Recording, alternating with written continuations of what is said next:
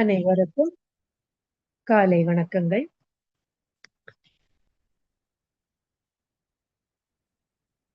புதன்கிழமை, வியாழக்கிழமை மகரிஷி அவர்களின் கவிதைகளை பார்த்து கொண்டு வருகிறோம்.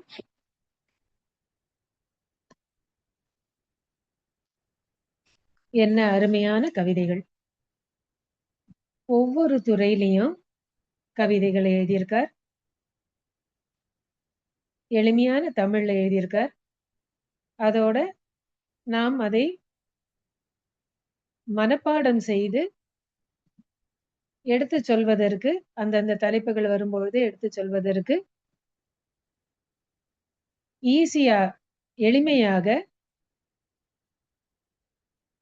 எதுகை, மோனை அதெல்லாம் எப்படி இலக்கணத்தோட இருக்கணுமோ அந்த அளவுக்கு ரைமிங்கா அப்படின்ட்டு சொல்லுவாங்க. அந்த மாதிரி மகரிஷி கவிதைகளை எழுதியிருக்கார். ஆனா என்ன சொல்லுவார்? எல்லாமே என் வழியா வந்துச்சு அப்படின்னு தான் சொல்லுவார். அது பார்க்கவும் பார்த்திருக்கோம். அவருடைய படுக்கைக்கு பக்கத்துல நோட் புக் எப்பொழுதும் வச்சிருப்பாங்க. பென்னு எல்லாமே இருக்கும். கண்ணாடி எல்லாம் பக்கத்துல. எப்போ வருமோ அப்போ அதை அந்த கவிதைகள் எல்லாம் எழுதுவார். இதை அடிக்கடி அவரே பகிர்ந்துட்டு இருக்கார். அதோட இல்ல, அந்த கவிதைகள் எப்படி எப்படி அது வரும், எப்போ வரும் அப்படின்னு எனக்கு தெரியாது. அதனால நான் அதை வேறு விதமா எழுதுறதுங்கிறது இல்லாம அதை எழுதி அப்புறம் எங்கேயாவது கரெக்ஷன் இருந்ததுன்னா அதையும் நான் செஞ்சுட்டு அதுக்கப்புறம் அன்னைக்கு இருக்கிற வரவங்களுக்கெல்லாம் அதை எடுத்து சொல்லி அதுக்கப்புறம் விளக்கம் கொடுத்து அதை புத்தக வடிவா கொண்டு வருவதற்கு முயற்சி எடுப்பேன் அப்படின்ட்டு சொல்வார். இது கவிதைகளா இருக்கட்டும், இல்ல புத்தகங்கள் அவர் எழுதினாரு அதுவா இருக்கட்டும், எல்லாமே அந்த மாதிரிதான் வந்திருக்கு. இப்போ போன வாரம் வரைக்கும் விதி மதி அத பத்தி பார்த்தோம். இந்த வாரம் வினையும் விளையும் அப்படின்னுட்டு தலைப்புல கவிதைகள் பார்க்க போறோம். இப்ப நிறைய பேர் வினைப்பதிவுகளை பத்தி சொல்லியிருக்காங்க. முற்பகல் செய்யின் பிற்பகல் வரும் அப்படின்னுட்டு ஔவையார் சொல்லியிருக்கார். அதே மாதிரி திருவள்ளுவர் அவரும் சொல்லியிருக்கார். பிறர்க்கு இன்னா முற்பகல் செய்யின் தமக்கு இன்னா பிற்பகல் தாமே வரும். பிறருக்கு தீங்கு விளைவிச்சிட்டோம். ஆனா அது சில சமயம் உடனே விளைவை கூட கொடுக்கும். சில சமயம் அது நேரம் எடுத்துக்கும். என்ன மாதிரி நம்ம ஒரு வேண்டாத செயலை செய்திருக்கோமோ அதுக்கேத்த மாதிரி, இல்ல நல்ல செயலை செய்திருக்கோமோ அதுக்கேத்த மாதிரி. அதனாலதான் பிறர்க்கின்னா முற்பகல் செய்யின் தமக்கு இன்னா பிற்பகல் தானே வரும். அப்ப இங்க இன்னாங்கிறது தீங்குதான். இதே மாதிரி நல்லதும் வரும். ஆனா நல்லதை விட தீங்குதான் அதிகமா இருக்கிறதுனால அதுக்கு ஒரு முக்கியத்துவம் கொடுத்து இங்க திருவள்ளுவர் அதை சொல்றார். நல்லதுங்கும் போது நம்மளுக்கு பிரச்சனையே இல்லை. ஆனா தீயதை பத்தி தான் யாரும் யோசிக்க மாட்டேங்கிறோம். அதுக்கப்புறம் அதை குறைக்கணும், நல்லதை அதிகப்படுத்திக்கணும் அப்படிங்கிற எண்ணம் குறைஞ்சுக்கிட்டே வருது. அதனாலதான் பிறர்க்கின்னா முற்பகல் செய்யின் தமக்கின்னா பிற்பகல் தாமே வரும். இந்த திருக்குறள்கள் எல்லாம் நிறைய மொழிகள்ல மொழிபெயர்த்திருக்காங்க. உலகம் முழுக்க இதனை பத்தின விளக்கங்கள்லாம் எல்லாம் நிறைய பேர் படிக்கிறாங்க. இந்த திருவள்ளுவர் நம்ம நாட்டிலேயே பிறந்து எழுதியிருக்கார். அப்ப கூட இதனுடைய முக்கியத்துவம் எங்க தெரியுது? இல்ல. அதுதான் பிரச்சனை. அதே மாதிரி ரொம்ப வருடங்களுக்கு முன்னாடி 2000, 3000 வருடங்களுக்கு முன்னாடி திருமூலர் அவரும் எழுதியிருக்கார். திளைக்கும் வினைக்கடல் தீர்வுறு தோணி இளைப்பினை நீக்கும் இருவழி உண்டு கிளைக்கும் தனக்கும் அக்கேடில் புகழோன் விளைக்கும் தவம் அறம் மேற்றுணையாமே அப்படின்னு எழுதியிருக்கார்.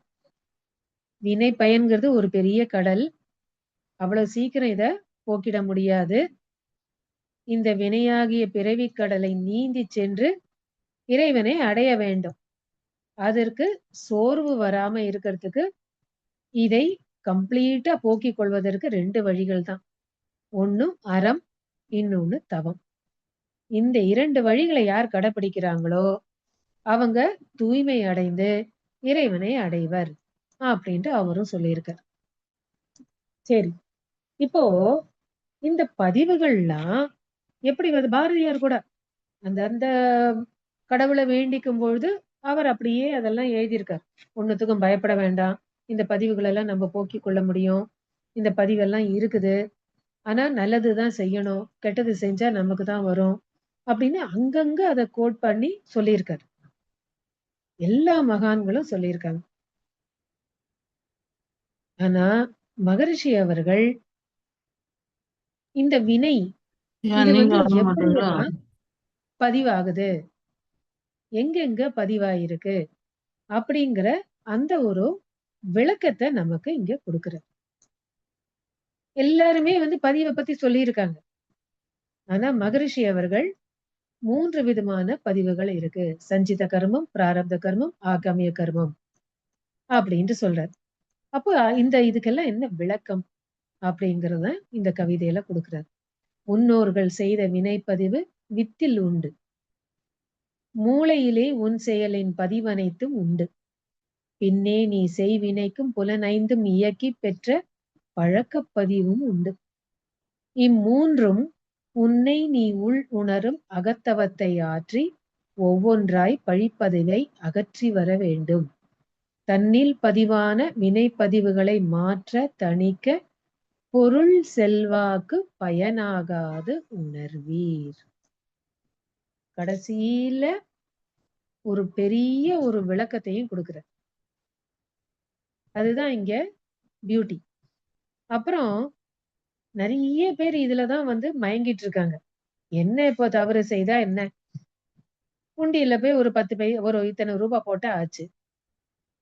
இல்ல என்னுடைய செல்வாக்கு பயன்படுத்தி, இல்ல இன்னொருத்தரோட செல்வாக்கு பயன்படுத்தி அதுல இருந்து நான் வெளியில வர முடியும். வெளியில வரவேன் அப்படின்னு அதுதான் செஞ்சுட்டு இருக்காங்க. இப்போ போக போக அதுதான் அதிகமாயிட்டு இருக்கு.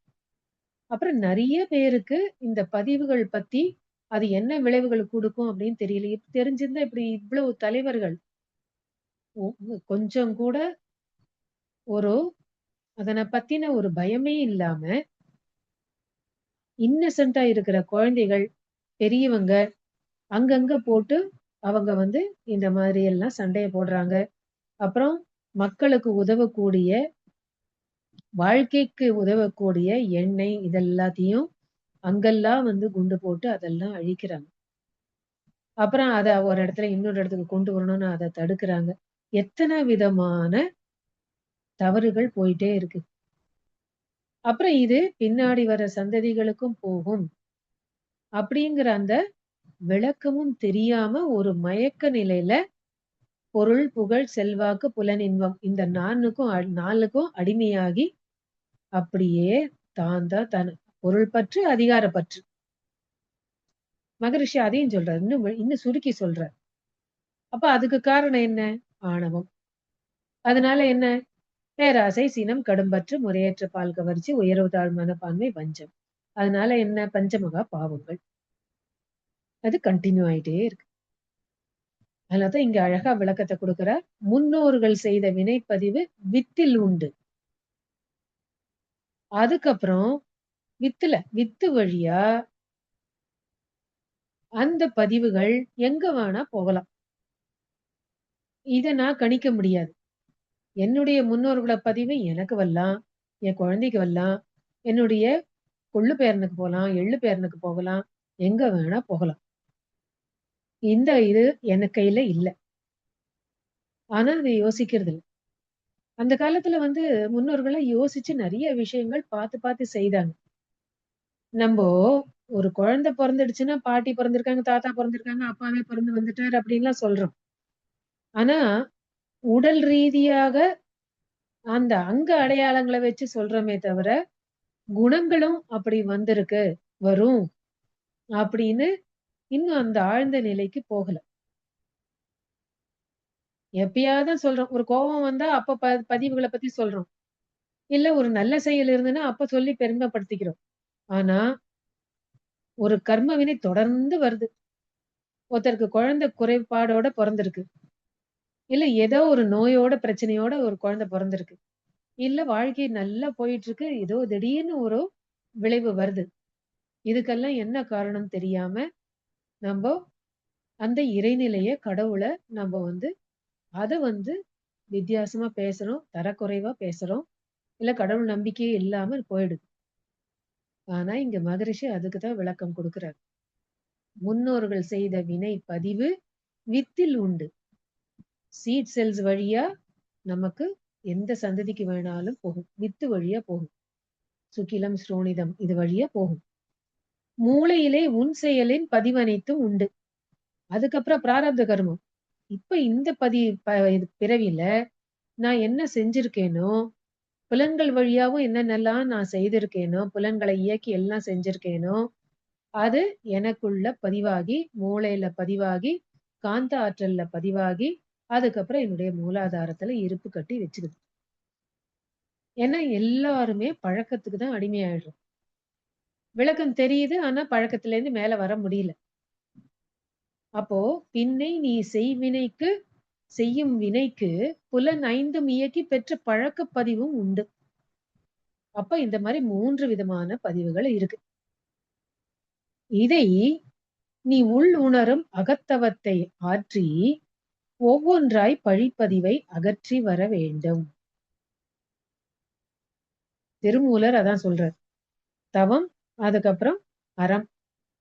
இதுதான் செய்யணும். அந்த காலத்துல சொல்லியிருக்காங்க. தானம், தர்மம் இதெல்லாம் செய்யணும். அப்படின்னு. கேட்டு வரவங்களுக்கு தானம். நம்பளா செய்யறது தர்மம். அப்படின்ட்டு அதுல கூட அழகா விளக்கத்த குடுக்குறாங்க. ஆனா தர்மம் செய்யும்பொழுதும் ஒண்ணும் எதிர்பார்த்து செய்யக்கூடாது. அப்படின்ட்டு சொல்றாங்க. அது கூட மகரிஷி இன்னும் கொஞ்சம் இது பண்ணி சொல்றாரு. உங்க நிலைக்கு என்ன இருக்கோ, அதுக்கேத்த மாரி நீங்க தான தர்மம் செய்யுங்க.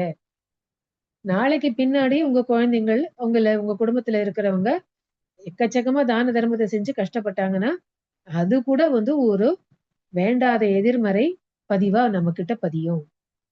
எது செய்தாலும் அங்க ஒரு விழிப்புணர்வு இருக்கணும். அதுக்கு தான் தவம், தற்சோதனை இது 2ம் வேணும். உன்னை நீ உள் உணரும் அகத்தவத்தை ஆற்றி ஒவ்வொன்றாய் பழிப்பதிவை அகற்றி வர வேண்டும். அகத்தவம். எது மேல செய்றோம்? எத்தனையோ விதமான தவங்கள் இருக்கு.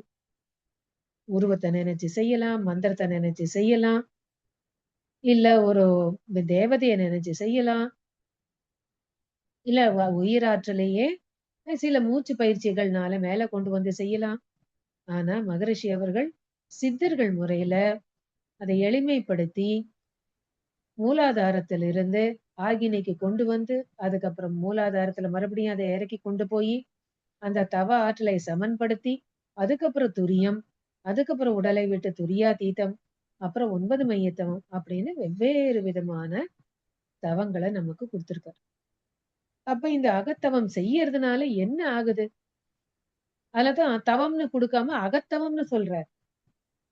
ஏன் அகத்தவம்? எனக்குள்ள அந்த உயிர் ஆற்றல் ஓடிக்கிட்டு இருக்கு. எனக்குள்ள அந்த உயிராற்றல் ஓடிக்கிட்டு இருக்கிறதுனால தான் ரத்த ஓட்டம், வெப்ப ஓட்டம், காற்று ஓட்டம் எல்லாமே செயல்பாட்டுக்கு இருக்கு. உறுப்புகள் இயங்குது. எல்லா மண்டலங்களும் இயங்குது.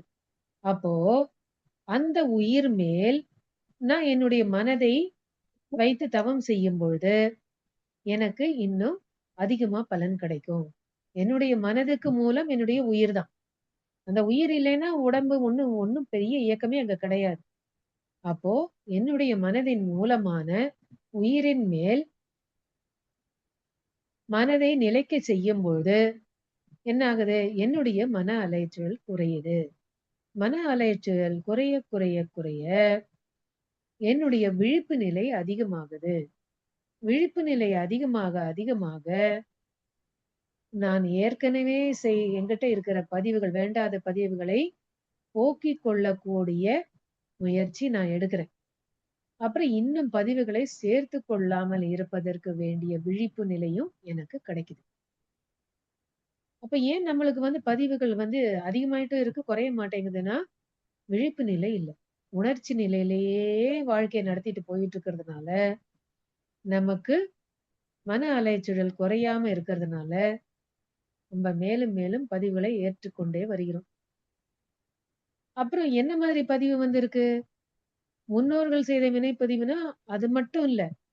முதல் மனிதன் தோன்றினதிலேருந்து அதுக்கு முன்னாடி விலங்கினங்கள், பறவைகள், மற்ற உயிரினங்கள் எல்லாம் வந்திருக்கு. அப்போ அத்தனையும் நம்ம முன்னோர்கள் கிட்ட இருந்து வாங்கிட்டு இருக்கிறதுனால, விலங்கின பதிவுகள், மத்த உயிரின பதிவுகள் இருக்கிறதுனால, நம்ப அதே அதுக்குள்ளேயே உழண்டு உழண்டு நம்ம வாழ்க்கைய நடத்திக்கிட்டு போறோம். அப்ப எப்போ நம்மளுடைய மனதின் மூலமான உயிரின் மேல் மனதை நிலைக்கச் செய்து, மனதை ஆழ்ந்த நிலைக்கு கொண்டு போயி, மன அலைச்சூழல குறைச்சு, நாம்ப வாழ்க்கையை நடத்திக் கொண்டு போகிறோமோ, அப்பதான்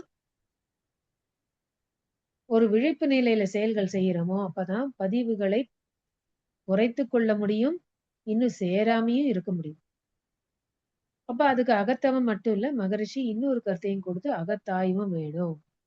அப்படின்ட்டு அந்த கருத்தையும் குடுக்குறார். எல்லாருமே சொல்லிட்டு போயிட்டாங்க. ஆனா மகரிஷி தான் அகத்தவம் குடுத்து, அகத்தாய்வு ஏன் முக்கியம்? ஏன்னா விலங்கின பதிவுகள் இருக்கு. முன்னோர்கள் கிட்ட இத வாங்கிட்டு வந்திருக்கோம். அப்போ அந்த விலங்கின பதிவுகளை எப்படி போக்கணும்னா, பேராசை, சினம் எல்லாம் சொல்லியிருக்காரு. அவமரியாதை, அதிகார போதை எல்லாம் இருக்கு. அப்ப அத எப்படி போக்கணும்னா, அகத்தாய்வு செய்து போக்க வேண்டும். 2ம் ஒண்ணு சேர்ந்து போகணும். அகத்தவம், அகத்தாய்வு.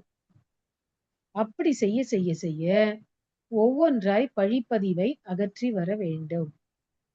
இது 2ம் செய்யும் பொழுதுதான் நம்ப பதிவுகளை வேண்டாத பதிவுகளை அகற்றி வர முடியும். தன்னில் பதிவான வினை பதிவுகளை மாற்ற தணிக்க பொருள் செல்வாக்கு பயனாகாது உணர்வீர். எல்லா கோயில்களும் ஏன் இப்ப பணக்கார கோயில்களா ஆகிட்டு வருது? காரணம் என்னன்னா, தவறு செய்யறோம். அதுக்கப்புறம் அங்க உண்டியல்ல போய் பைசா போடுறோம். அதுக்கு அலங்காரம் பண்றோம். அதுக்கப்புறம் நகை குடுக்குறோம். அதுக்கப்புறம் கிரீடம் வைக்கிறோம். வைரத்துல, தங்கத்துல, வைடூரியத்துல. சில பேர் நல்லது செய்றவங்களும் இருக்காங்க. நான் அது தப்பு சொல்லல. ஆனா, உள் கருத்து என்னன்னு தெரியாது. அதுலயும் பேர் வரத்துக்கு செய்யலாம். ஆனா, மகரிஷி இன்னும் ஒரு ஆழ்ந்த கருத்து சொல்றார். இந்த கடவுள்லாம் தனக்கு இப்படிலாம் வேணும்னு கேட்கறாங்களா? அப்படின்ட்டு அதையும் சொல்றார்.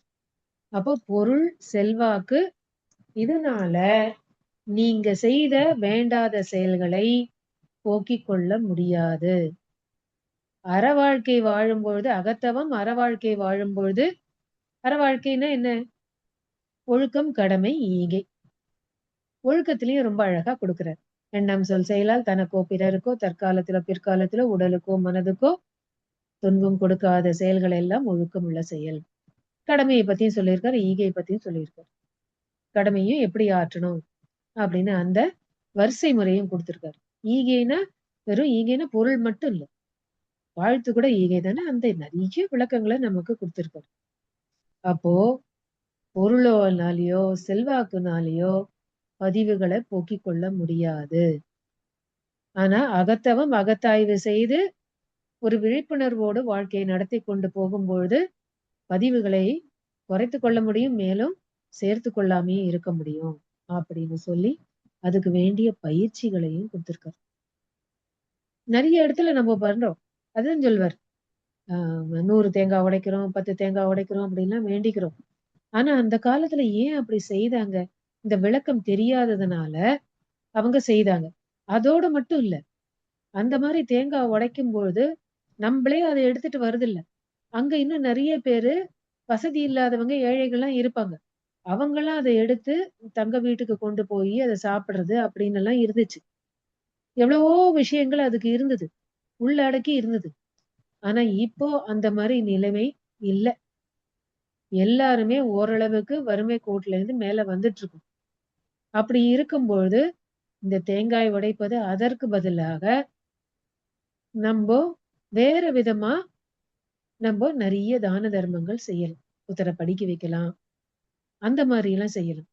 இல்ல ஒருத்தருக்கு அ சாப்பாட்டுக்கு கஷ்டமா இருக்குன்னா, வேற விதத்துல உதவி செய்யலாம்.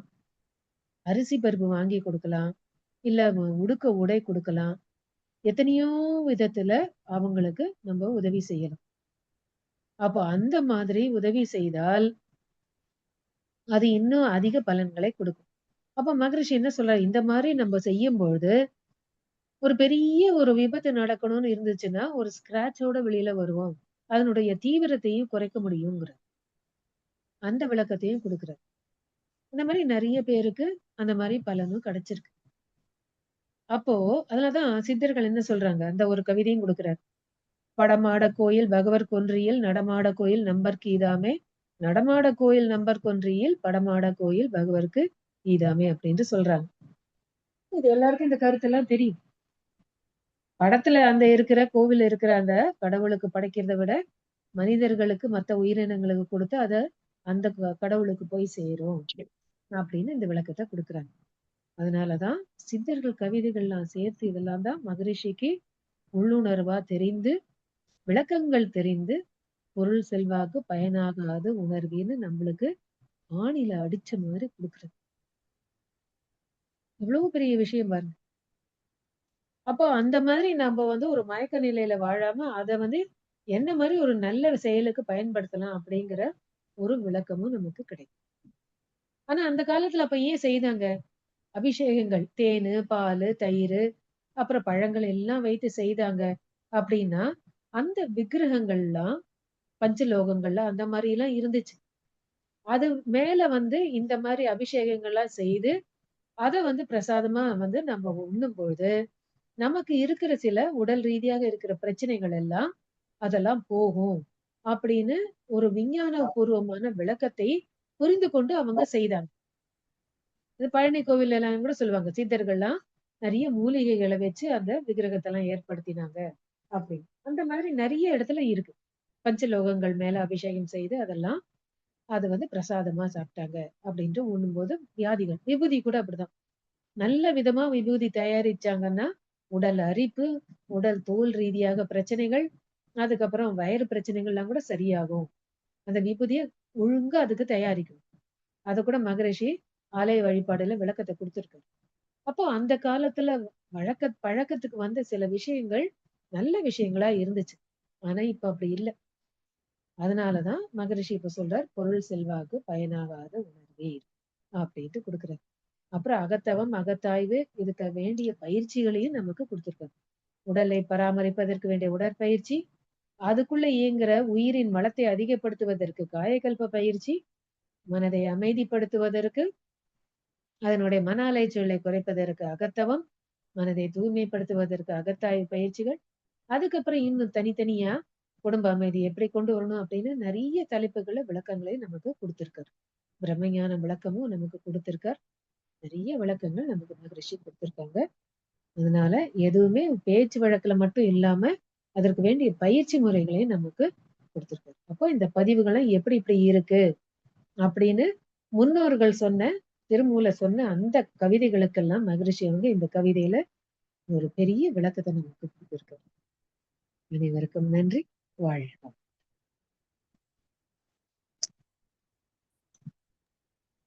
வாழ்க வளமுடன் அம்மா.